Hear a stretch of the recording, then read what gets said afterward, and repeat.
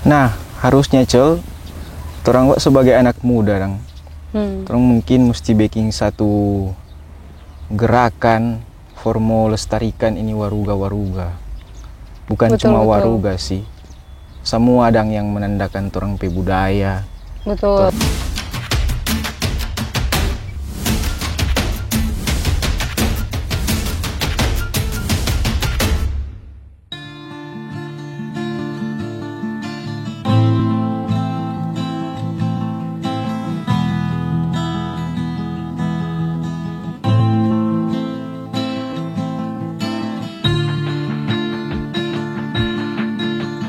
Sigiwangko, salam budaya. Hai semua, ketemu lagi sama saya Rachel di Kimu Channel.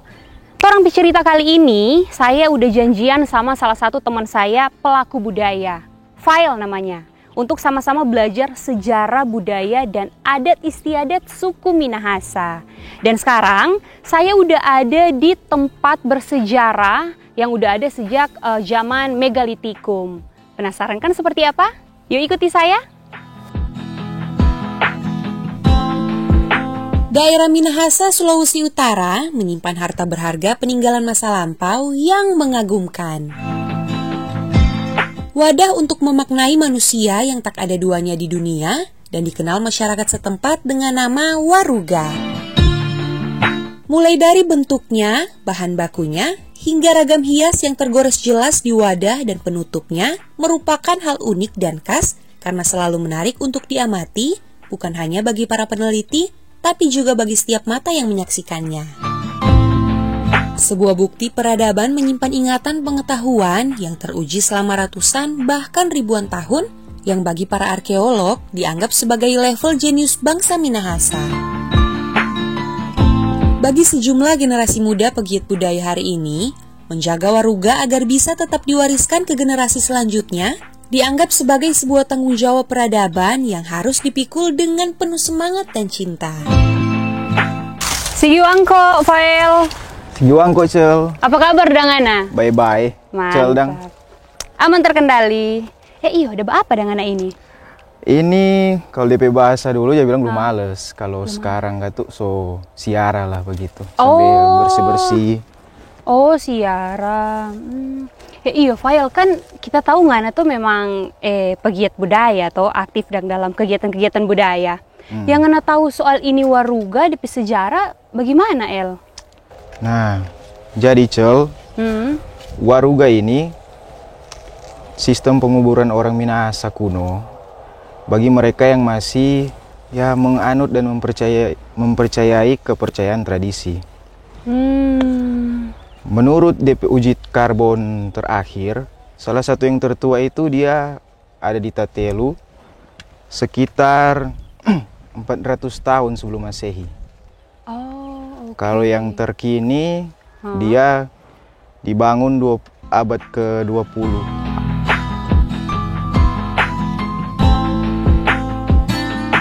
Nah, File, kong kepa waruga DP bentuk begini, Dang. Beda dengan kuburan pada umumnya, Dang, yang orang temui sekarang.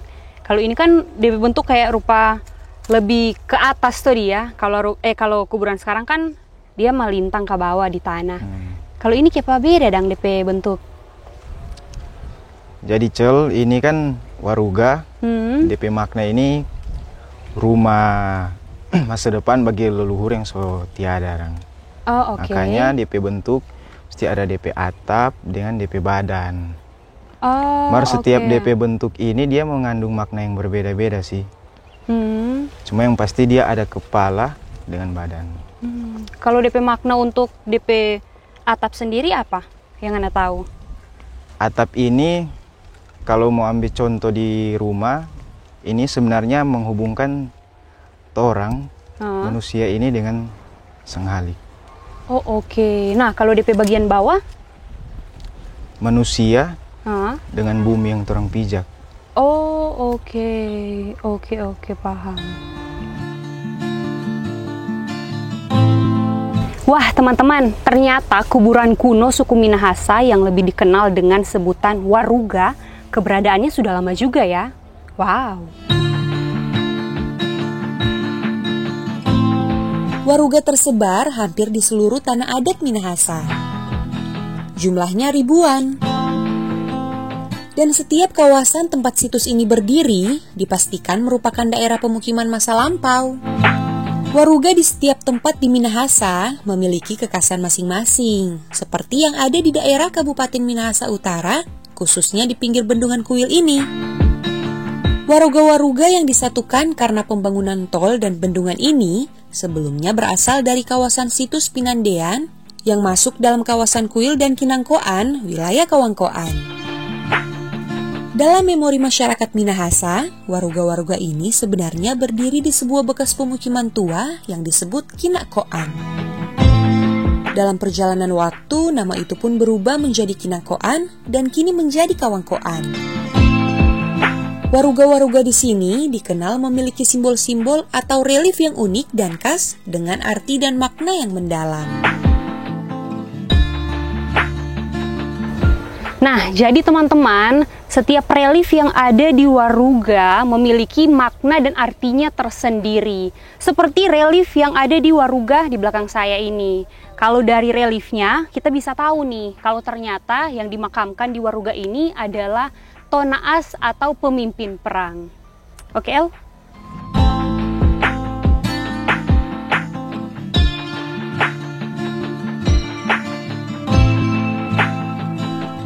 Diriwayatkan, suatu masa para leluhur awal di wilayah adat Tonsea sekarang menyusuri sungai besar. Sungai yang dikenal masyarakat kini sebagai Das Tondano. Dalam perjalanan itu, mereka kemudian bersua dinding bukit. Akhirnya diputuskan untuk naik ke arah kanan. Saat pertama bahoba atau melihat ke wilayah yang lebih luas, para leluhur langsung mengatakan, "Di sini saja kita tempati." Itulah arti Kinangkoan. Waruga Kuil atau Kinangkoan berdiri sejak masa penyebaran tahap kedua orang-orang Tonsea. Dari Niaranan, Kembuan atau wilayah Tonsea lama sekarang, mereka berjalan dengan patokan Makararang atau Makalentuai di air madi di bawah. Ketika rombongan itu tiba di Kinangkoan, di sana sudah ada pemukiman, makanya mereka terus berjalan. Tercatat, leluhur-leluhur yang dahulu mendiami pemukiman di Kinangkoan dan Pinandean, ada sosok-sosok yang sangat akrab dalam ingatan, seperti Rambir Wenas dan Makaleo. Dotu atau leluhur Makaleo inilah yang dikenal dengan kepala walak di Kalawat bawah dan Kalawat atas. Pada tahun 1970-an telah terjadi penjarahan besar-besaran di kawasan situs Waruga Kinangkoan. Setelah sekian lama seperti terabaikan, tahun 2010, situs-situs ini mulai dikunjungi oleh komunitas peduli budaya Minahasa. Hingga pada awal tahun 2011, mulai ada aktivitas penataan dan perbaikan waruga-waruga yang sudah berantakan dan hancur. Menurut warga sekitar dan komunitas-komunitas budaya yang terlibat dalam penataan waruga-waruga ini, ketika itu tak ada respon dari pemerintah. Ketegangan kemudian terjadi saat pembuatan bendungan di tahun 2016. Muncul perlawanan dari sejumlah masyarakat peduli budaya. Polemik meletup terutama di masyarakat sekitar. Ada yang mendukung pemindahan waruga. Padahal menurut para tetua, tanah itu sesungguhnya adalah tanah adat. Iya, Fail. Situs-situs bersejarah rupa ini kubur kuno Waruga begini kan harusnya orang lestarikan toh. Mar kalau mau lihat DP keadaan sekarang, DP fakta di lapangan itu justru bukannya dilestarikan, malah banyak yang kayak rupa ini juga salah satu DP contoh. Ada pajarahan atau ada kayak pengrusakan Waruga begitu. Nah, kalau menurut Ngana pribadi, Ngana melihat ini kejadian kayak jarahan atau pengrusakan Waruga ini bagaimana ngapi tanggapan? Jadi Cel, kita menjelaskan sedikit dulu. Pengrusakan ini dia sebenarnya minim sekali kalau dari alam. Rata-rata ini ya ulah tangan manusia. Menurut perkiraan itu pertama kali orang ada yang niat rusak Waruga, menjara Waruga itu kisaran tahun 1970-an. Oh, memang sudah dari dulu ada Kang. Oke. Alasan waktu pertama kali dorang jarah sih karena DP isi dalam waruga. Biasanya ada apa di dalam waruga? Di dalam waruga itu biasa ada perhiasan dari yang udah meninggal. Kalau apa mungkin ndak isi DP penghargaan begitu. Oh, oke. Ya rata-rata di dalam itu barang-barang berharga untuk sekarang. Barang-barang berharga. Terbuat dari emas, perunggu. Makanya dong saya rusak dong mau ambil DP di dalam, Kang. Dorang pe tujuan sebenarnya memang itu. Dorang mau ambil yang di dalam. Cuman untuk buka kan harus paksa. Makanya rusak. Akhirnya oke. Kalau rupa kayak yang torang datang akang sekarang kan yang kita lihat kalau di sebelah sana sebanyak yang ancur-ancur toh. Dan kalau yang kita dengar kalau yang kayak ngana bilang ini waruga-waruga di sini sebenarnya bukan di sini DP tampa so pencar-pencar. Kong adalah memang so yang ndak berbentuk so keping-keping. Nah itu bagaimana maksudnya itu memang dah terpencar di wilayah sini atau dari wilayah luar kong bawa kamari atau bagaimana? Jadi sebenarnya sebagian besar waruga di sini itu yang ada di Torang Petampa sekarang ini itu ada tersebar luas di wilayah yang luas ini yang sekarang so mulai jadi waduk.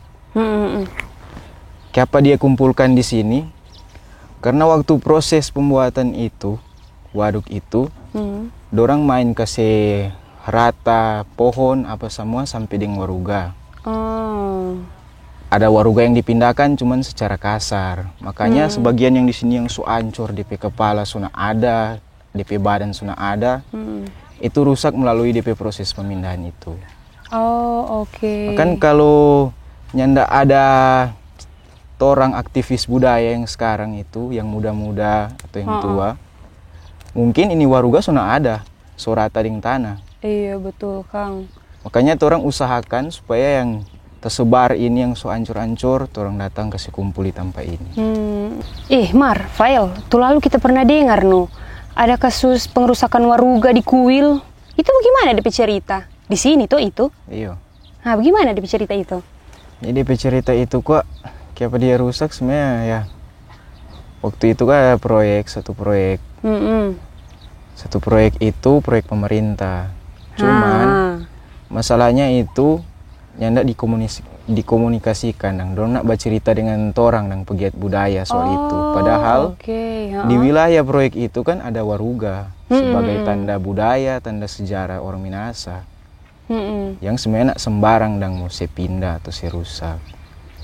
Karena kurangnya komunikasi, makanya pada waktu itu dorang main angkat waruga cuma pakai alat berat, dorang lapas saja dengan kasar, jadi banyak yang ancur.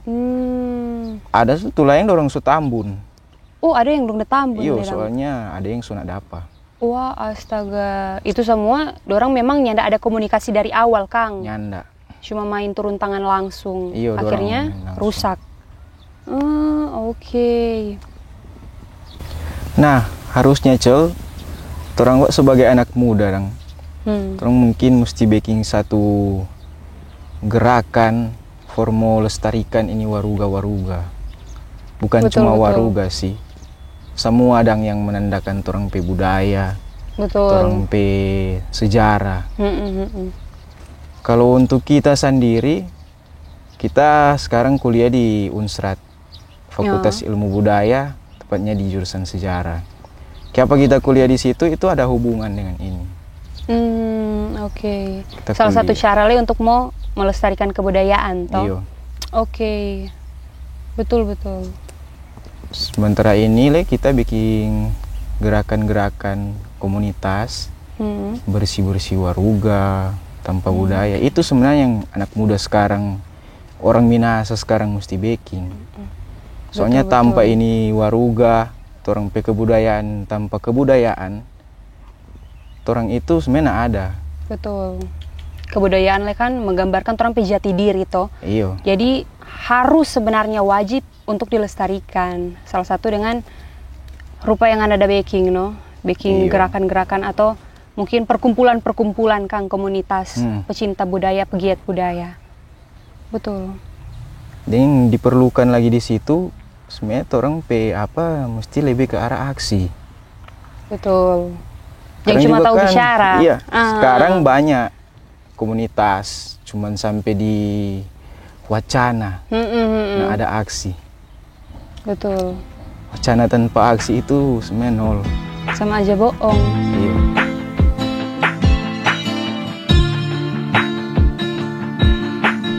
Hari ini, di tengah gempuran arus modernitas, Waruga menjadi pengingat bahwa manusia selalu punya garis keterhubungan dari akar, juga penanda bahwa Tou atau orang Minahasa terikat dengan tanah ini.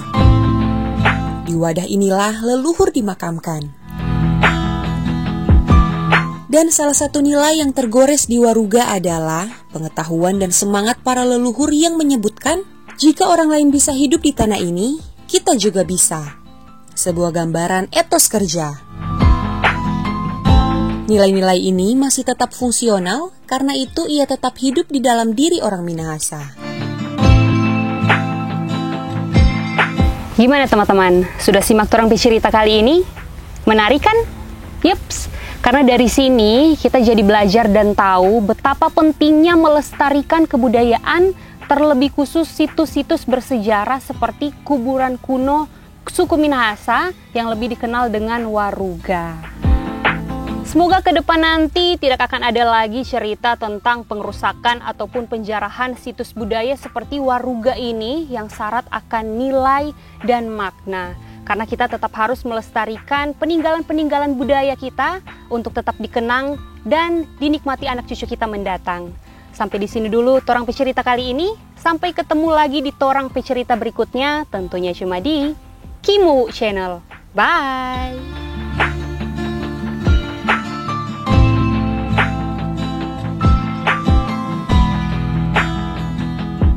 Semoga ke depan tidak akan ada lagi kejadian-kejadian seperti pengerusakan ataupun penjajahan situs-situs. Semoga ke depan tidak ada kejadian lagi seperti penjarahan ataupun pengerusakan situs budaya seperti Waruga yang akan